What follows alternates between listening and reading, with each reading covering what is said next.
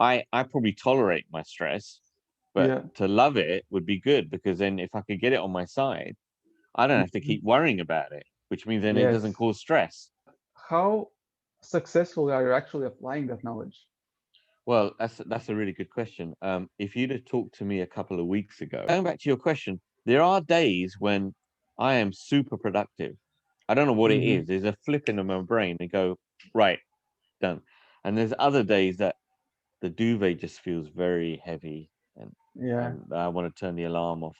In fact, coaching is what helped me get out of my depression. Coaching is allowing you to see the wood for the trees. Sometimes you get too close. That's why they're Yeah. called the wood for the tree. So you're basically standing Exactly. close to the. Anyway, I was going to work and I was a bit late and I phoned them. And then suddenly the tube started to spin. If I'm a bit late, I run up the stairs. This time I was actually crawling up the stairs, even though the condition he was having was really serious. I mean, very Hmm. serious. He didn't let that affect his mindset, and he was diabetic. He was type 1, Hmm. and he had to keep coming in and out of hospital. Poor guy. I mean, he had a family and everything. Above everything else is your health, because if you don't have your health, Hmm. you can't do anything. Career, family, everything doesn't mean a thing. I said, what? What do you mean? No, the guy's lovely. And they said no one would come to see him. And I think at that point it hit me that even though I I was in the situation, I still had my family coming to see me. Hmm. I still take 4 injections a day. So I have Hmm. one long lasting and one fast acting. The long lasting is what keeps me alive, is the background one. If I don't take that, I could go, for want of a better word, go into a coma, or even worse, die. If I get the flu, it can wipe me out.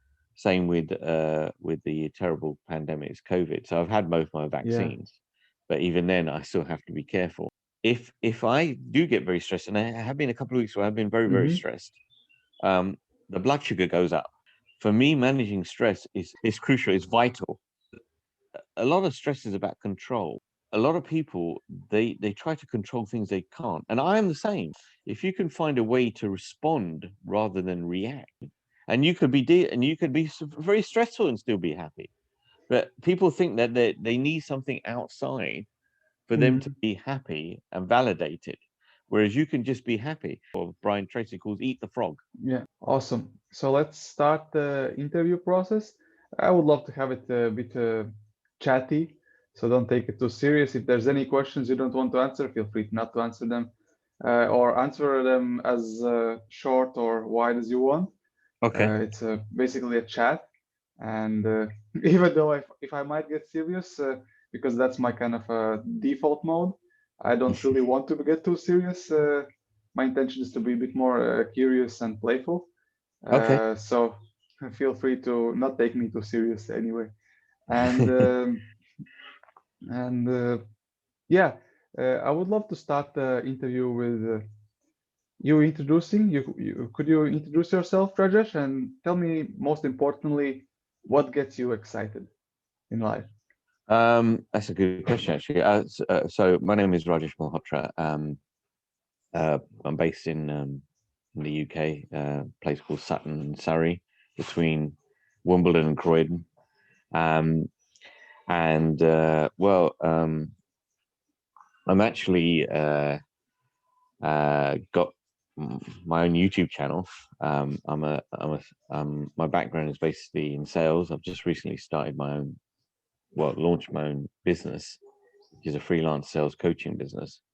But it Hmm. has been a bit frustrating with the pandemic, trying to get clients. And yeah, that gets me excited. Also, talking to people like yourself. I prefer the face-to-face networking. Um, Obviously, with the pandemic and everything, that's restricted that. But hopefully, that will open up, ease up, so I can go out and meet people and everything like that. Yeah, but that was gets me excited. Sharing my knowledge and expertise with everyone. I'm also sometimes I guess, on other podcasts. Hmm. Um, my background really, like I said, is sales and marketing. I used to be a real estate agent, Mm-hmm. so I know about property as well. But even about if someone wants help, just if they're looking to start a career in sales or even in marketing to a certain extent. Um, and yeah, I also, like I think I mentioned as well, I do have a long-term health condition. So Mm-hmm. I'm a type 1 diabetic, so I have to take insulin injections. It is what it is. Um, if you want, I can briefly tell you how it happened. Sure, why If, not? yeah, so Yeah, Drew. Might be basically, useful. no, it's just a Story. way of yeah, it's a story basically, true story, but it's a story nonetheless. About God, where are we now? 2021. Wow, time Mm-hmm. flies. About 2000, I think it was 14, around about the Mm-hmm. same month. Yes, actually, same month. So about maybe 7 years ago. Time flies. I just come back from holiday, and I didn't. At first, I was okay, but a few days later, I was feeling very poorly health wise. I Mm-hmm. was being very stressed out. I was going to the bathroom a lot, losing weight quite a lot, uh, being irritable at home and at work. So I went to my local GP and I said, there's something not right since I've come back from holiday. Do you think I could have picked up a bug or something? Possibly. Mm-hmm. And they said no. And then I said, well, could it be prostrate? Because I'm going to the bathroom a lot. And then the young doctor, I think she was a nice doctor, but I think she was a locum doctor. Locum doctor means um, a sort of like a temporary doctor, not like your permanent Mm-hmm. doctor that you deal with. That you have a sort of like a bit of a medical relationship with because they know your history. Anyway, I said to her, well, something's not right. Do you think I could be diabetic?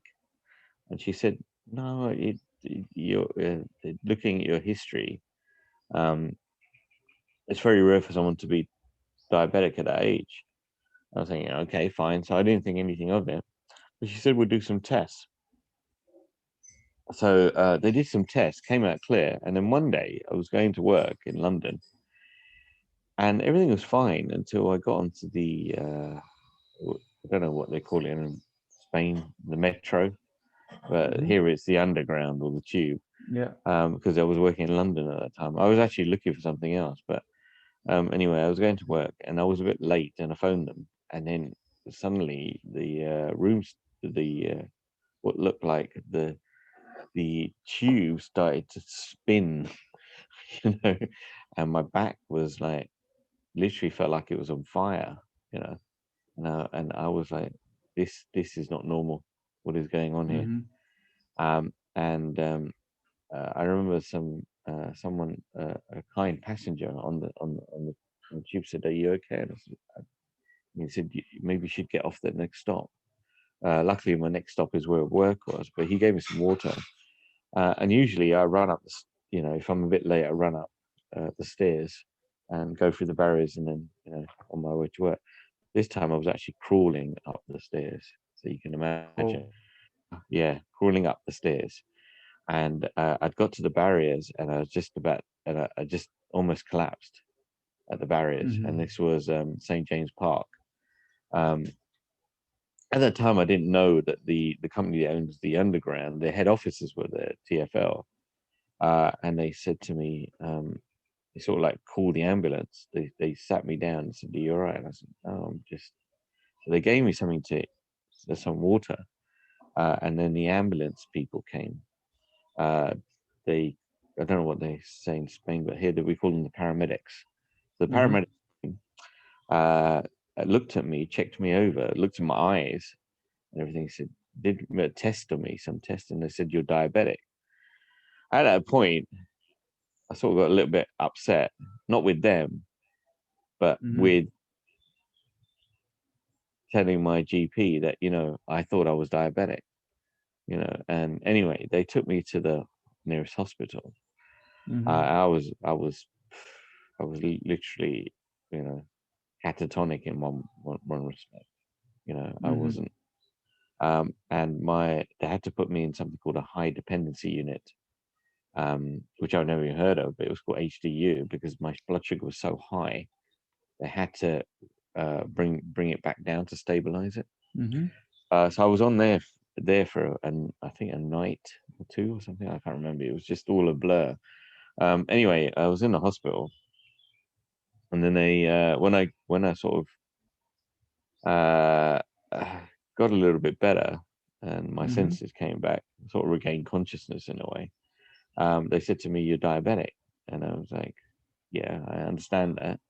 And they said, "We were going to keep you here for observation, maybe a week or two." I said, "Okay." So obviously, I phoned my family to come and see me. They were in shock. Um, Obviously, I was in shock as well because I I was told the doctors I could be diabetic, but I didn't know all the symptoms. Anyway, Yeah. they did a lot of tests on me. Had a lot of doctors come around. Consultants are usually the senior ones to the doctors, and then you have all the junior doctors circling them. Mm-hmm. They to check me out. They couldn't work out why I was diabetic, which seemed a bit strange to me considering I'm in a hospital.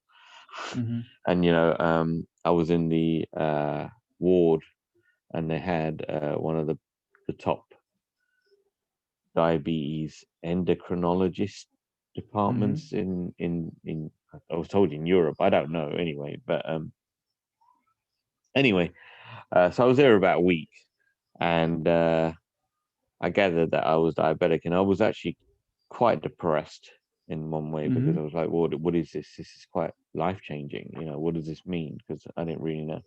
Um, my mother was, and she still is, but she's managed to deal with it. God bless her. She's type 2. Mm-hmm. Um, but there's two different. I didn't even know. I didn't know there was two different types. I mean, this was all new to me. Even taking the injections was new to me. So anyway, we got to the end of I think the first or second week or something. Mm-hmm. But before that, I was lying in the hospital, and there was in the ward there was this a really nice guy who was I can't remember if he was on the left or the right hand side. Anyway, I was here in the middle, and there were 6 beds, and he was to the left of me, and he was diabetic. He was type 1. Mm-hmm. And he had to keep coming in out of hospital. Poor guy. I mean, he had a family and everything. And he said to me, "Look, don't worry about it. I happened to me, and it was a shock, but I learned to manage it." And I said, "Well, what does this mean?" He said, "Look, you just take care of your health. That's your most main priority. Um, of everything else is your health. Because if you don't have your Mm-hmm. health, you can't do anything. Career, family, everything doesn't mean a thing. Um, I mean, it's important, but your health comes first." And then I looked at him, and the poor guy was on dialysis. So he had to keep coming in and doing dialysis. So he would come in and out of hospital. Mm-hmm. He'd been doing that for 30 years. And looking at him, and he said, "Look, I didn't take my health seriously at the beginning. You need to. This is it's not an exam." And I took his words, but I was still down. And then there was another gentleman on my left, right and left, wrong, in a way. I think he was on my right, and this gentleman was lot elderly. I think he was in his 80s, but he had a Mm-hmm. condition where he couldn't talk because he couldn't swallow or something. I don't know, there was Yeah. a condition. So when he was talking, it was a very, very rasping voice, and he was very um, uh, happy, positive. Um, he'd brush. So I started observing this gentleman, and he would smile at me, and I'd smile back. He'd brush his teeth in the morning, go and brush the teeth, go to the bathroom, do crossword puzzles, take his pills. Um, and the nurses and everyone loved him. He was really like, he had this aura or energy that was so Mm-hmm. positive. And what I realized by watching is that no one would come to see him, no family, until one day I think his ex-son-in-law came to see him, and I spoke to him. I said, "Oh, hi. You see, you related?" He goes, "Yeah, I'm his ex-son-in-law." I said, "Oh, that's great. It's really nice that. Sorry, it's really nice that you come to see him. But where is the rest of his family? I mean, is he married? Has he got kids?" And they go, and he goes, "Yeah, no one will come to see him." I said, "What? What do you mean? No, the guy's lovely." And they said, "No one will come to see him." And I think at that point it hit me that even though I I was in the situation, I still had my family coming to see me. Mm-hmm. Um, and this guy who had no one come to see him, and he was a lot elderly. Hopefully, I don't know if he's still alive or not. Was still, you know, even though the condition he was having was really serious, I mean, very Mm-hmm. serious. He didn't let that affect his mindset. Mm-hmm. So I then obviously left hospital, and I had the consultant come to me, top consultant, and say, I think they just wanted the bed. Anyway, he was saying to me, and I was waiting because at that point I'd realized I was type 1. I realized Mm-hmm. myself because there's two different types. Type 2, you can still take insulin on type 2, but it's mostly tablets, and that you can reverse with diet and exercise. But Mm-hmm. I'm type 1, so type 1 you have to take insulin because insulin you can't take as a tablet; it's a protein. Mm-hmm. Because if you do it, it will just dissolve in the stomach acid.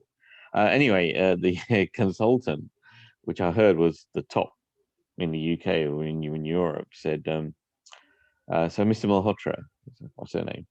Um, Yeah. and I was listening intently to see what what type I was and what do I do because and he goes, "Yes, so we've done some tests. We all like to run some more tests, so you might have to come back to the hospital. But actually, we don't know what type you're on, so you're good to go." And I sat there thinking, "Is that it? Is that all you have to say to me? You're meant to be the expert." Mm-hmm. I was a little bit disappointed. I wasn't upset, disappointed, but I thought, okay, fine. Anyway, then I had spent some time with family. I obviously had to leave my job because I couldn't go back. So I Mm-hmm. spent some time reflecting. Um, and I thought, still, when you're at home, and obviously, I mean, I'll be honest with you, it took me about a year to get used to uh, me being diabetic. It wasn't more the physical aspects; it was more the mental aspects, the psychological Mm-hmm. aspects. Because there were times when I was saying to myself, okay, this is what you've got. You can't use that. You can't use that to define who you are. But then there was other days saying, why have I got this? I'd wake up and say, why me? What have I done wrong? You go through these emotions, but after a while, I did get used to it. I mean, uh, yeah, sometimes I'd get the injections wrong. I had to go through a lot of injections as well. It wasn't Mm-hmm. easy. Sometimes, in places the blood would come, and it was just. Anyway, going back to the hospital, they then back and they said to me, you're in usual case.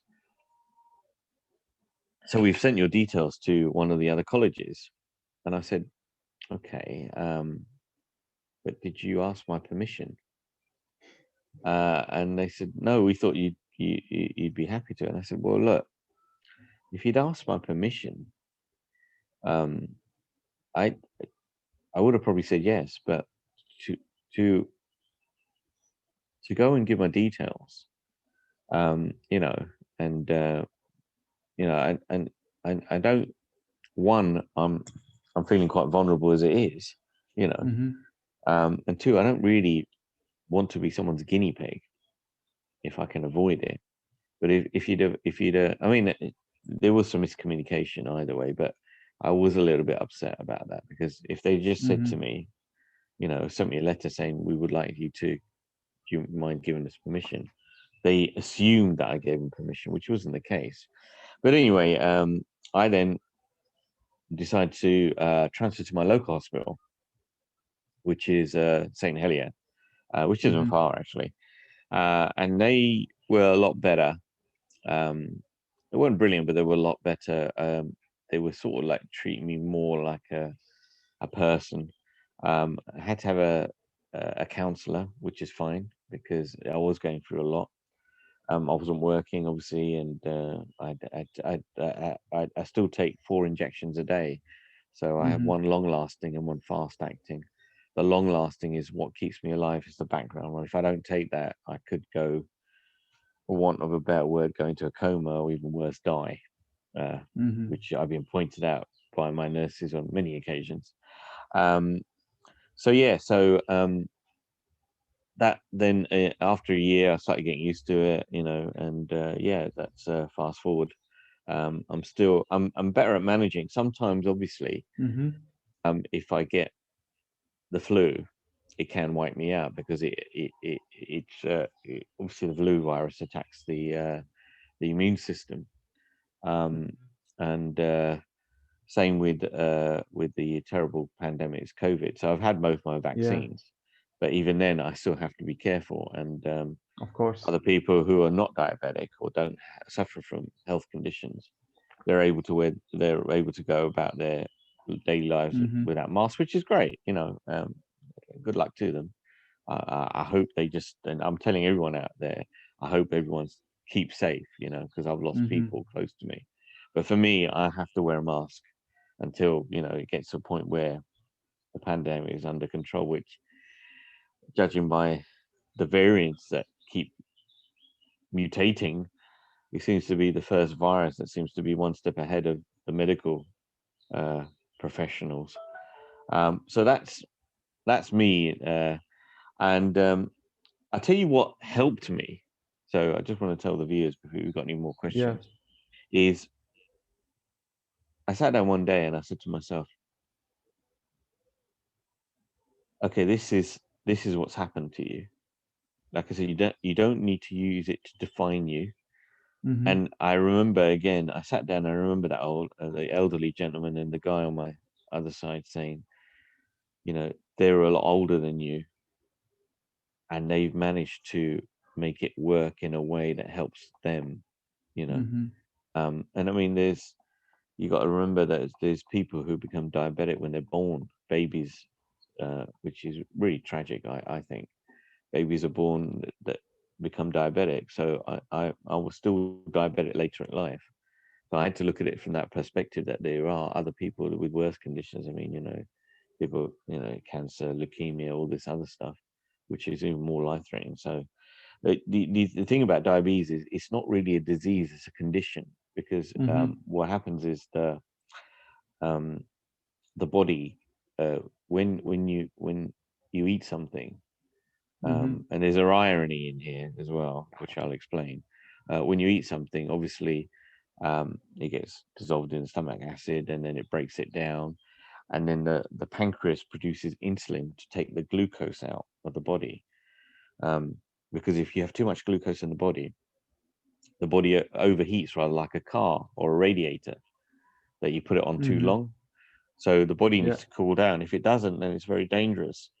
You know, Mm-hmm. when you're diabetic, what tends to happen is that the insulin, if you're type 2, and Mm-hmm. I don't know that much about type 2, I'm more of a know more about type 1, but with type 2, it's the pancreas is still producing insulin, Mm-hmm. maybe producing a bit too much insulin. And there's these things called receptors, which need to Mm-hmm. open up to take the receptors take the insulin towards and take the glucose out of the body, basically. Um, and the receptors are rather like a key in a lock. A door lock is the easiest analogy. Mm-hmm. But the receptors might be blunt, or they may not be right in that case. So Mm-hmm. the insulin is there, but the receptors can't open it in order to get the insulin to take the glucose out of the body. With type 1, what's happening is the pancreas is producing very minute quantities or maybe no insulin whatsoever. So that's why you need the injections. But the body obviously is a fascinating organism, or Mm-hmm. complex. So the pancreas produces what's called beta cells. Now the beta cells are the ones that start producing insulin again in the body. But Mm-hmm. the immune system thinks it's at war with itself. So it thinks that there's a disease or something, or a foreign body, which it isn't. So then it sends its I don't know what they call them, let's just say they're soldiers, right? To kill the beta cells. So the pancreas is producing beta cells, and then the immune system is sending the cells to kill the beta cells. So it's effectively, you know, at war with the cell, which is why a lot of the doctors and nurses and high level medical professionals feel that type 1 cannot be reversed. But I'm sure it can. But obviously, it is different from type 2. Have Anyway, you so seen that any cases? Yeah. Have you seen any yes, cases of when yeah, people actually yeah, reverse? Yeah. yeah. There is a program, I think, in America by this very esteemed. I think he was a doctor, Mm-hmm. and now he deals with nature, Mm-hmm. and he has a retreat. I think it's a retreat. Yeah. And he in fact, I've got to watch the DVD. I haven't had a chance to watch the DVD again. But in the DVD, he shows he has 6 volunteers. I think Mm-hmm. 5 of them or 4 of them are type 2 or something, and Mm-hmm. or 5 of them are type 2. One's type 1, and they go on this um, sort of like detox program, the detox retreat, and it is very strict. It is very strict. Mm-hmm. But at the end of it, they all reverse. I mean, all the people that were on type 2 are reversed, and the type 1, the guy who was on type 1, so he was taking insulin like me. His Mm-hmm. is. I think one person dropped out because of I think other issues that were happening. I don't know if she went back, but Yeah. yeah, there is another guy. And does it give you hope? Can I stop you here? Yeah, it does. It gives me hope. I mean, I I've sort of accepted that I'm type 1, which is good. Mm-hmm. But the fact that there is hope there out there. Yeah. I mean, even on YouTube, there's a young guy as well Mm-hmm. who was type 1. Can I Um, stop you here and yeah, switch the discussion towards actually the stress? So, because the idea is for this interview is to focus on the stress and how it okay. affects, and because of the your condition, it certainly affects quite a lot of your stress levels, right? Yes, no, I mean you It's can't a have zero stress in life, right? Yeah, Um, definitely. you can minimize it, but for you, what you Mm-hmm. say, Tom's, for me, if I do get very stressed, and I have been a couple of weeks where I've been very, very Mm-hmm. stressed, um, the blood sugar goes up, you Yeah. know, and the blood sugar goes up, I have to take more insulin in order to Mm-hmm. come down and stabilize it. Mm-hmm. So for me, managing stress is it's a life thing. Crucial. It's not Yeah, just, it's a it's crucial. crucial. Yeah, it's crucial. It's vital in that case. If I don't um, manage my stress effectively, Mm-hmm. it can have serious consequences, very Yeah, and serious how are you consequences. managing stress so far? What are This your week, tools? well, my tools basically is obviously usually in the mornings. What I do is Mm-hmm. I either go for walks Mm-hmm. um, outside, especially if I've got a lot on my mind, Yeah. or I do some breathing exercises, yoga and Oh, breathing nice. exercise. So that sort of helps me as well. Mm-hmm. I do tend to think a lot. I'm a probably classic overthinker, and Yeah, sometimes most of us are. yeah, and I got probably a minor case of OCD, which is obsessive Mm-hmm. compulsive disorder, I think it is. Yeah. Like I'm very security conscious, so when I'm locking the door when I'm leaving, I double check the door 3 or 4 times, which I'm thinking, Mm-hmm. you've locked the Yeah. door, that's it. But yeah, it's for me. It's very And do you important think that I it's manage. enough? The things you're doing right now so far, walking and breathing exercises. In a way, it's helping because before I didn't do anything. I Mm-hmm. used to sit down and um just think and and then overthink and then overthink and then I'd get a bit down and stuff. So Yeah. it does help. Mm-hmm. Like I said, you can't get rid of. I don't think you can. If anyone out there has got any ideas, or if you have about getting rid of some stress totally, then that's good. I would always I say don't because think you should. That's the whole reason of it. My podcast, my interview is named "Love Your Stress," and the main idea is actually I would love to ask you the next question yeah, sure, to go ahead. to understand. Like before I tell you my answer, my opinion, I would love to see how do you feel, and I usually love to ask the question, how would you define? The first, let's start defining stress. How would you define stress in your own words? Stress. It's a good question. Because it's different to pressure. Mm, But if you're under too much pressure, I think stress, is it something, is it like the fight or flight syndrome? mm, Because our brains, although we have created a lot of things um, since we were hunters or yeah. Neanderthal times, um, stress is, it's imagine, I don't know, I've got a serious phobia of spiders, right? Mm-hmm. And I'll be honest with them, I will always have, because when I was young, I got bitten by a spider and Yeah. it would. But And you if didn't I turn see, into a Spider-Man. no, it's a shame I didn't really. I would like to, or even Hulk for that matter. But I just have to see a picture of a spider and I start breaking out in sweat. Mm-hmm. So I'm like So how the would you fight or flight. define the stress? I would define it as adrenaline going through the body, but Mm-hmm. really at high speed, and Mm-hmm. either the fight or flight syndrome, and then you sort of, some people, they'll immobilize, Mm-hmm. they'll just, it's Yeah, those basically, reactions. yeah, those are, you start sweating, and Yeah. and your heart starts beating faster. I think it is. Is that what Mm-hmm. happens? So the adrenaline going. So it's like a trigger. Like sometimes like you said, love your stress. I like that.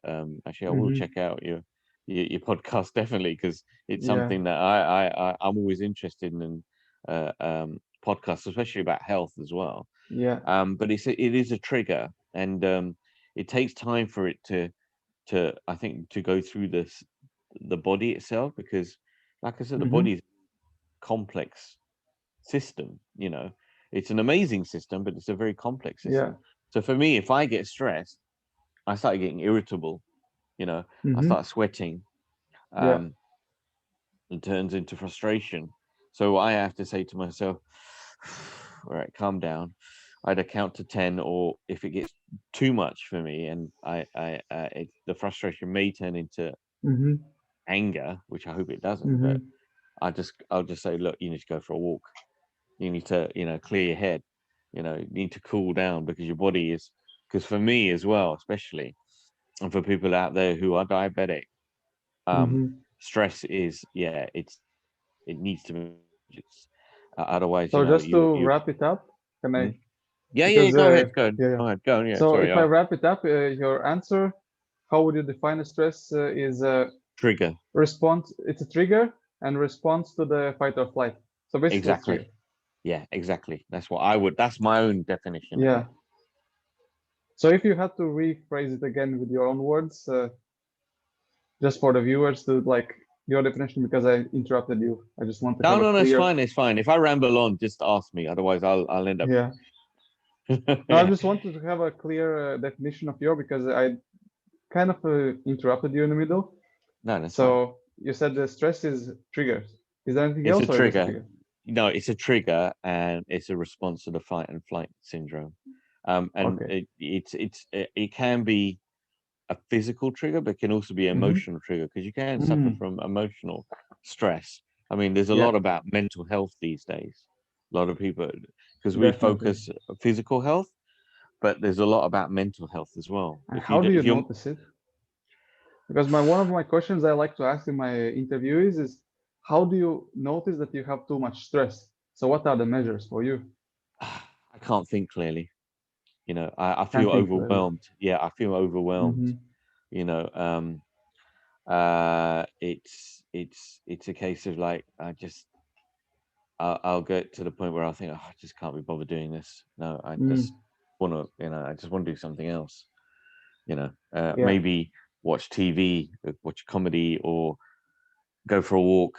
It just gets to the point. It's like I said, the reason I say it's a trigger point, there's like a Mm-hmm. tipping point where I can see myself hitting that tipping point. And if you had to draw a graph with your hand, which actually I love how you organically go through my questions. You almost started drawing because one of my questions is if you had to make like a graph between level of stress being on a y-axis and let's say success or happiness on x-axis, how would you draw the curve of the or line of the stress? Stress as in comparison to success, or in Yeah, comparison. Yeah. Okay. yeah, I or I happiness. would I mean, depends how you always define success. I would say some stress is good for you. Um, you know, some stress is so in line. So if you had happiness and success Hmm. here, because Yeah, there's no point being successful if you're not happy, because success yeah, without fulfillment is failure. yeah, I exactly. trust me, I'm talking from personal experience. So if happiness is here and stress is Yeah, here, I yeah. think they can live together, if that's for a better Yeah, word. yeah. They're not mutually exclusive, as long as you Hmm. manage stress levels. Yeah. I mean, there are so I would say, as you gradually become more successful, Hmm. you may deal with higher levels of stress, but as long as you can manage it effectively, Yeah, you know that's okay. That I think that's like you said, your podcast is love your stress. yeah. As long as you can manage it, what happens is that when you don't manage it and you get out, because a lot of stress is about control. Hmm. And um, a, a lot of people, they try to control things they can't, and I am the same, right? I try sometimes control things that I can't control, which in a way defeats the purpose. And it's also your response to the control. A lot of people react, Hmm. to circumstances in life. And I'm not blaming people. I'm not saying you're at fault, but I'm saying that if you can find a way to respond rather than react, you know, that would be better, because Yeah. with response, you can then you have a way of claiming your power back, or control in a way. Whereas if you react, what happens? You get into this habit of sort of reacting to everything, which then leads down to higher stress, which then you Hmm. become what's called a vicious circle. You then and it becomes a habit, and that's not good for your health or your success or even your happiness. You know, whereas if Yeah. you learn to respond in a way, you have some power back. You become um, you don't become a victim. You know, you become what's the word, a winner or a champion, Yeah. in that way, both mentally and physically.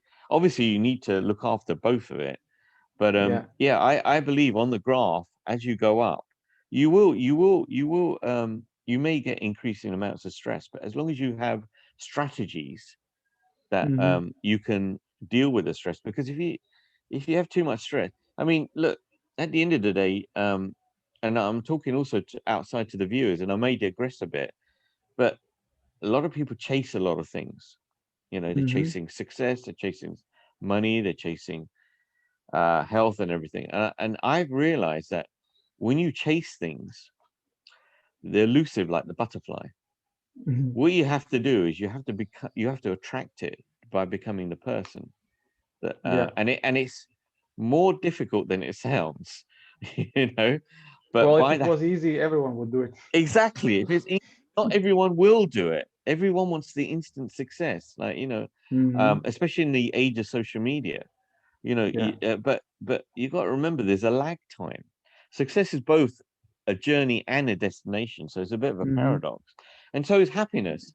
You can be happy right now, right? You could have loads of Mm-hmm. problems happening to you, and you could still be happy. It's a decision. Yeah. It's a decision, and you could be very stressful and still be happy. But people think that they need something outside for them to Mm-hmm. be happy and validated, whereas you can just be happy. And that relates to also stress as well. The graph. Mm-hmm. So I hope I've answered your question, maybe in a Yeah. roundabout way, but Yeah. Actually, when we were talking, I realized that put the axis the wrong way around how I used to, because how I see stress is like bell curve. So oh if yeah, you, yeah, yeah, because if you have a stress on a x-axis, as the stress increases, and happiness versus x on a y-axis, as you want to increase your happiness, at some point you need to start reducing the stress, or basically it's yeah. a bell curve. Bell curve. Oh, And it's as you more of said, a bell curve than a yeah, graph. it's a tipping point. And you said this in the beginning, it has a tipping point. At some point, you have to the as the stress increases, happiness reduces. So in the beginning, it kind of goes into hand in hand into the mm, what you were saying in the beginning of the question, that yeah, you Yeah, actually need you can live with the stress, with some more stress. And I would even go as far as saying that we need some stress, because we then do. you get bored. This is then just demotivated, bored, and then nothing happening, That because also can cause stress as well. You know that, yeah, because yeah, exactly, human beings are meant to be they're creative, and yeah, we like variety. It's like you definitely. said, if you've Sounds got like Tony Robbins. oh, yeah, yeah. Well, I that Because I hear quote. lots of ideas. I hear lots of ideas from you that I've heard from Tony Robbins. Is that true? Yeah, I listen to a lot of personal development. I mean, I used to Yeah. listen to a lot of Jim Rohn, Earl Nightingale, Zig Mm. Ziglar, Brian Tracy is one of my favorites. Yeah. I Wow. liked one of what Tony Robbins said. You see, success without fulfillment is failure. And I know Yeah, he's a bit definitely. marmite. A lot of people love Hmm. him. They Yeah. some worship him, but others think, he's too rah rah for me. But he did this video called Hmm. Your Guru. But a lot of what he says does make sense. It seems like Definitely. when he's talking, although he's jumped, because I've been to the UPW events. I went a long, Oh, long time nice. ago, The and he virtual won't or the in person? in person. I went Oh, to nice. ages ago, and he won't let you sit down. You'll sit down for a couple of minutes, and then he'll Yeah. be his energy is just out of this world because Yeah, I he just attended the virtual one. It was more like he did let us sit down. However, he would every half an hour or so remind us stay hydrated and jump yeah around, say jump yes, around. and then you would Yeah, jump around. yeah, he'll jump around and he'd do what's called this anchoring. So he'd anchor Yeah. feelings into us. And Mm-hmm. he'll talk about his story, which was very, Mm-hmm. very inspirational, how he started. And I remember it was just like because when it started, everyone was quiet. And then by Yeah. the third day, everyone was crazy, high-fiving and everything. And I even did the fire walk. The Yeah. firework as you go over Yeah. the firewalk. And that was because of breaking your limitations, and that was a long, long time ago. But yeah, I have a lot of respect for Tony. I follow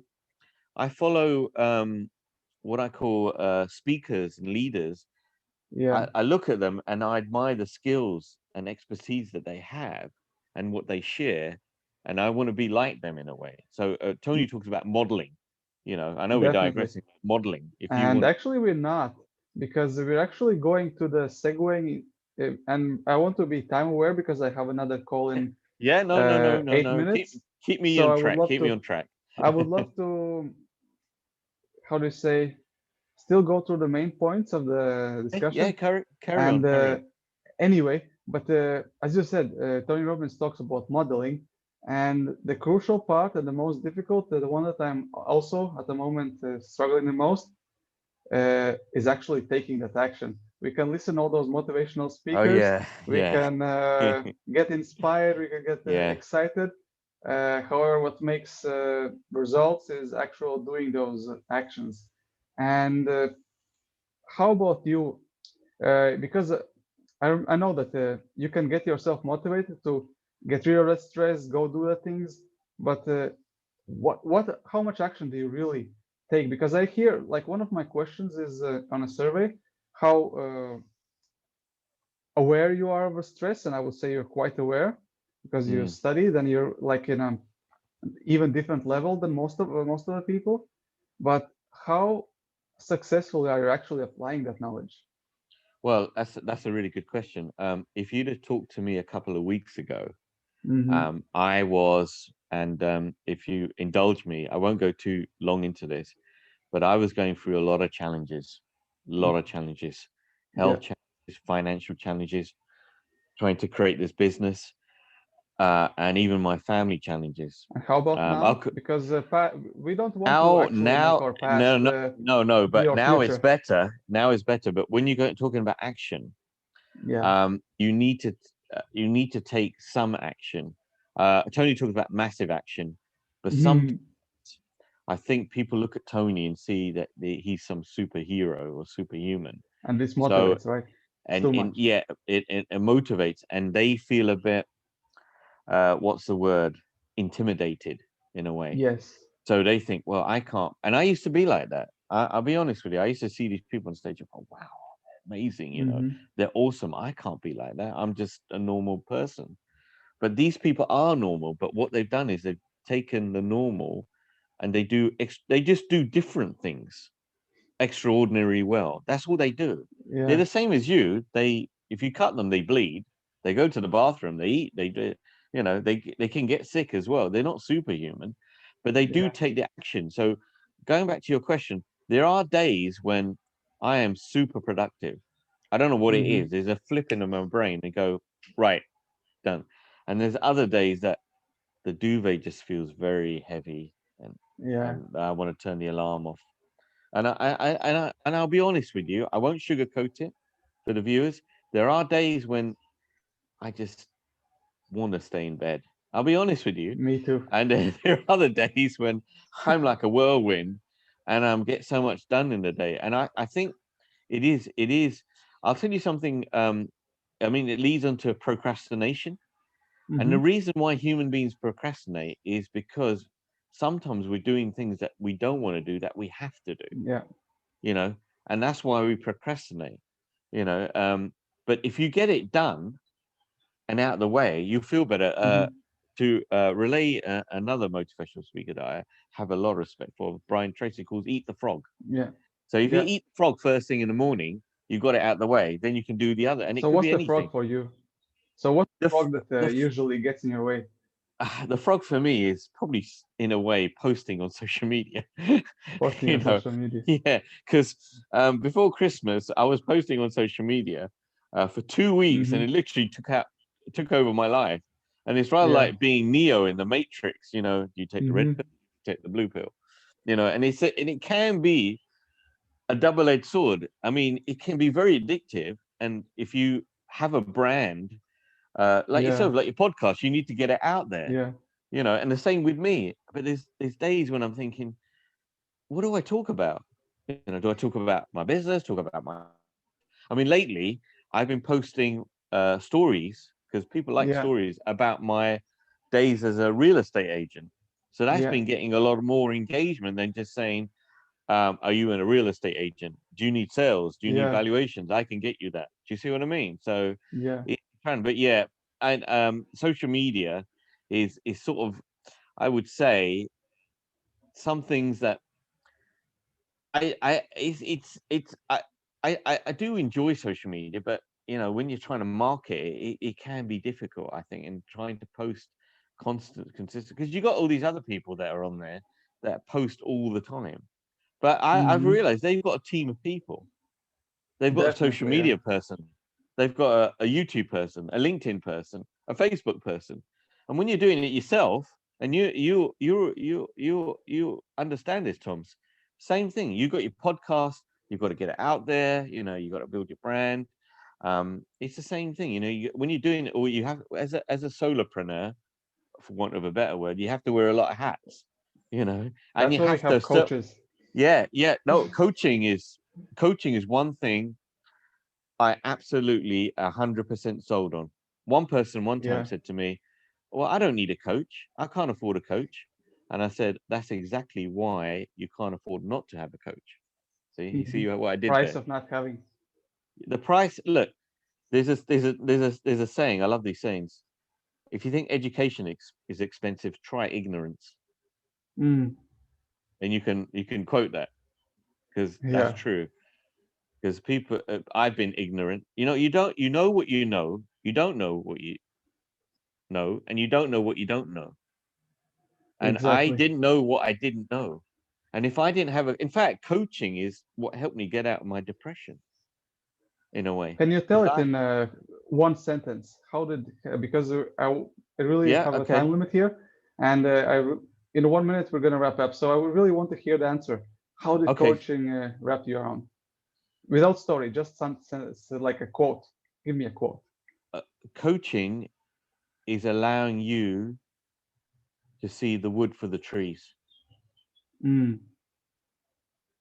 That's what coaching is. They won't do it for you. They sort of draw the answers out, but coaching is allowing you to see the wood for the trees. You have someone on the sidelines cheering you on, and that's what a coach is. Um, and that's what I would say, because whatever you do, sometimes you get too close. That's why they yeah, call the wood for the tree. So you're basically standing exactly. close to you can't see anything. Yeah, You can't see anything, no peripheral vision. Whereas if yeah. I you would have a love to hear coach, that story. Sadly, we have to do it okay. on a second time, next time, Yeah, yeah, and I'll be happy maybe do to. a follow-up.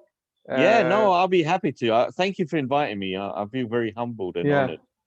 yeah, my Yeah, pleasure.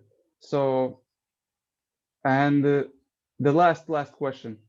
absolutely. What is the one thing you're taking away from this interview? One thing for you. Uh, the fact that I like what you said about love your stress and Mm, the visual graphic or visual illustrations about the graph and yeah, even the bell curve, because I didn't think about that as well, because yeah. we think in pictures. So Hmm. those two definitely. I probably tolerate my stress, but Yeah. to love it would be good, because then if I could get it on my side, I don't have to Mhm. keep worrying about it, which means then it doesn't Yes. cause stress. Do you see what I mean? So that would be, Yeah. I'd say, two things. One, the graphs, the bell curve, and the other one, your love your stress. Yeah, so Okay. those both Thank you things. very much, Rajesh, and It's let's been keep a in touch. pleasure. Have Yeah, a definitely, magical Tom's. day. Definitely. Smile and No, be present. so you have Bye. an awesome day. Thanks very You much. Bye too. bye.